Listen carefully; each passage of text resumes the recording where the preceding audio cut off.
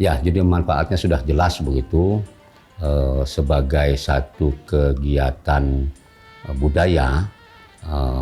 Ada beberapa hal yang positif dan untuk segi ekonomi begitu. Pertama, para pelaku ekonomi kecil itu pedagang-pedagang di Pantai Amal pada waktu pelaksanaan Irau Tengkayu itu mereka mendapat omset yang sangat besar begitu pada waktu itu.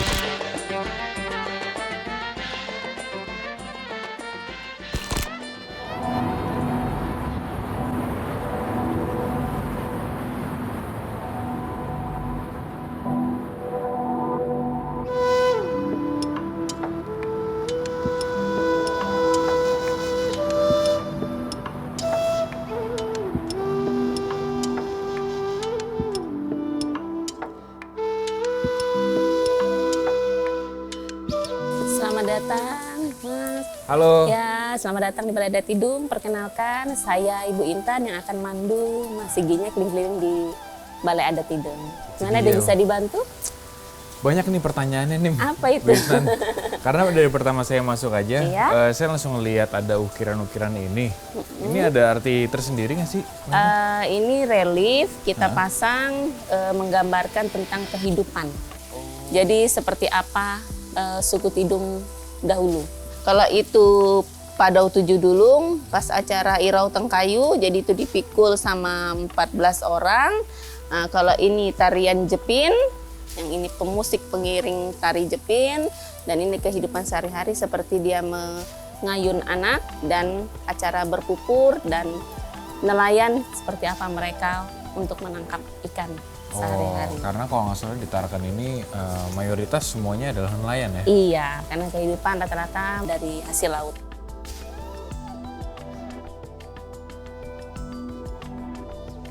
Pagi-pagi langsung mencoba berangkat ke Balai Adat Tidung.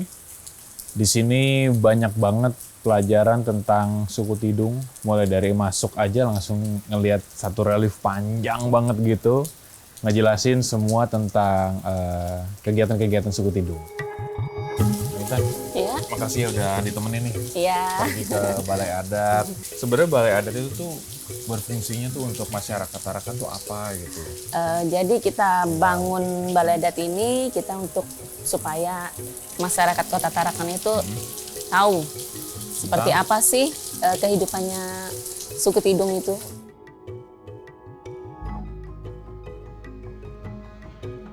Di Irau Tengkayu itu sebenarnya atraksi budaya biasa kita lakukan setiap di hari ulang tahun Kota Tarakan. Biasanya kita rangkaikan dengan acara Pekan Budaya Daerah. Jadi selama 1 minggu itu biasa kita adakan ada seperti tari-tarian dari semua suku. Jadi semua etnik yang ada di Kota Tarakan ikut berpartisipasi untuk menyumbangkan segala macam daerahnya. Jadi ada makanan daerah juga, ada tarian-tarian daerah juga. Kayak masuk ke mesin waktu ya pertama kali ngelihat Balai Adat ini karena isinya terus suasananya itu bener-bener kayak ya udah zaman dulu aja gitu. Jadi belajar sejarah suku Tidungnya jadi lebih gampang kan? Untuk pelarungan Padau Tujuh Dulung sendiri sebetulnya hanya mengingat masa kejayaan Kerajaan Tarakan pada zaman dulu gitu. Masa kejayaan itu sekitar abad ke-16. Konon pada masa itu ada perahu kebesaran Raja Tarakan. Nah, setelah masa kejayaan berlalu, diadakan acara-acara untuk mengenang masa kejayaan itu dengan membuat tiruan Padau Tujuh Dulung. Dalam acara itu puncak acaranya menurunkan atau melarung Padau Tujuh Dulung itu ke laut. Habis ini, habis dari Balai Adat Tidung, kayaknya habis ini mau coba balik ke hotel dulu, beres-beres gitu ya. Nanti sorean baru pergi ke SMP 3. Nah, di situ katanya ada yang lagi latihan Irau Tengkayu tuh, tarian-tariannya. Mau lihat langsung.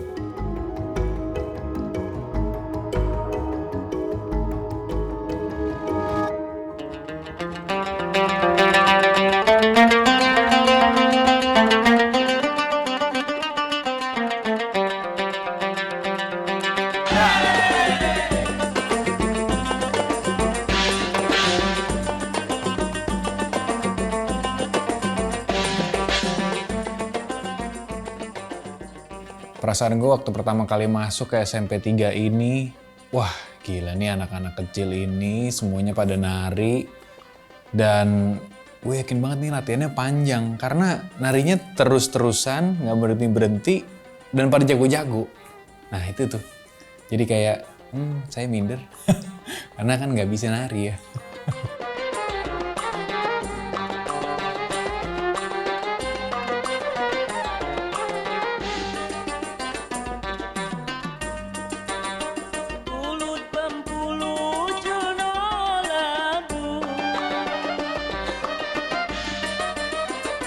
Nama saya Pak Loli. Kalau namanya tuh dari Floribertus Pono kira-kira ketahuan dari mana gitu. Dari Flores kan. Di sini kebetulan saya sebagai koreografernya begitu. Pak Datu Norbek menyampaikan punya gagasan mau mengajak saya untuk terlibat dalam acara ini. Saat itu keberadaan saya pun dipertanyakan oleh banyak juga orang-orang sini. Tapi Pak Datu Norbek punya alasan karena dia tahu tari Jawa, makanya saya panggil dia. Dia bilang, Mas Loli kan tahu tari Jawa, dia pasti tidak akan memasukkan unsur tari Jawa.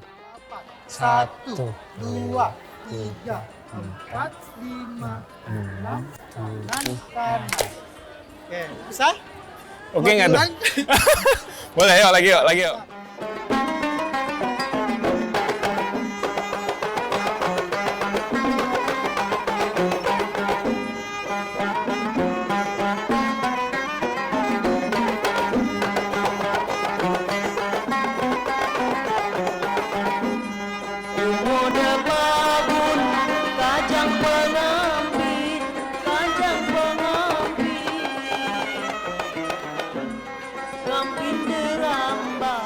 Susah banget asli.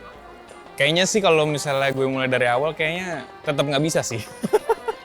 Nah ini, latihan nari adalah latihan yang paling kaku ya. Jadi aku tahu kalau aku nggak bisa nari sama sekali. Jadi kayak buat kiri-kiri, kanan-kanan, itu tuh rasanya kayak, aduh ini gimana nih? Konsen ke kaki tapi tangannya kaku. Konsen ke tangan, mukanya nggak konsen gitu ya kan. Sampai tadi Pak Loli sempat bantuin. Kayak dia kalau misalnya gue tuh adalah muridnya kayak dimarahin sih.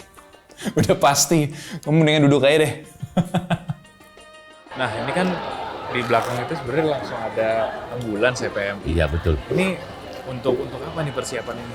Ya untuk jaga-jaga ya anak-anak, mungkin ada yang capek, mungkin ada yang pingsan.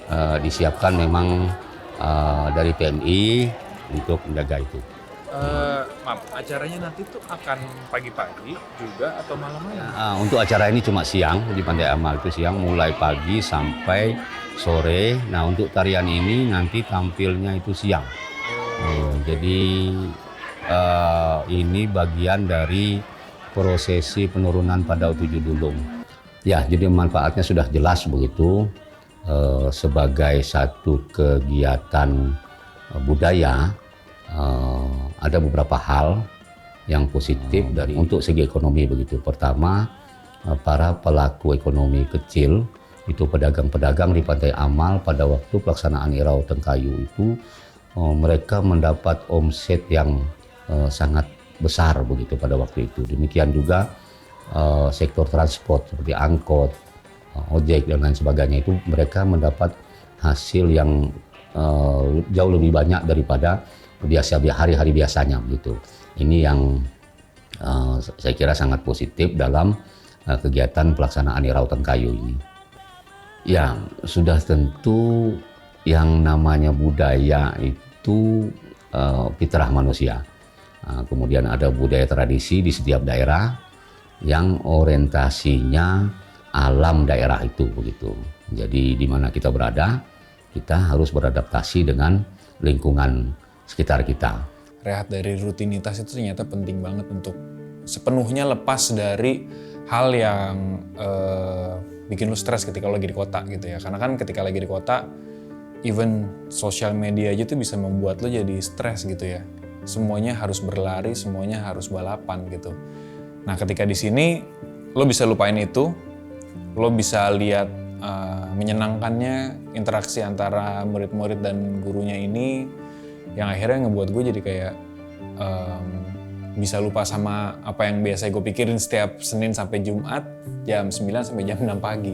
6 malam. Wah Pak Datuk, terima kasih banget ya udah dibolehin untuk main-main ke sini. Ya. Bahkan tadi sempat latihan sedikit sebentar ya. Alhamdulillah ya. Ya untungnya masih bisa sedikit-sedikit ya. Nah, Semoga nanti hari H aku juga bisa datang lagi ke sini ya. sangat kami harapkan itu. Oke. Kalau gitu terima kasih Pak Datuk. Semoga kita bisa ketemu lagi ya. Siap. Kalau gue sendiri sih adalah orang yang suka ketemu orang banyak malah. Karena semakin ketemu sama banyak orang, semakin tahu ternyata sikap orang tuh beda-beda. Belajar buat empati sama orang-orang, belajar untuk ngerti kalau oh ternyata bahagianya orang itu beda-beda dan bahagianya mereka adalah seperti ini nih. Karena kalau orang di Jakarta mungkin bahagianya adalah bisa membeli sesuatu ya. Kalau di sini enggak juga kok. Justru fun itu bahagia banget sih kayaknya.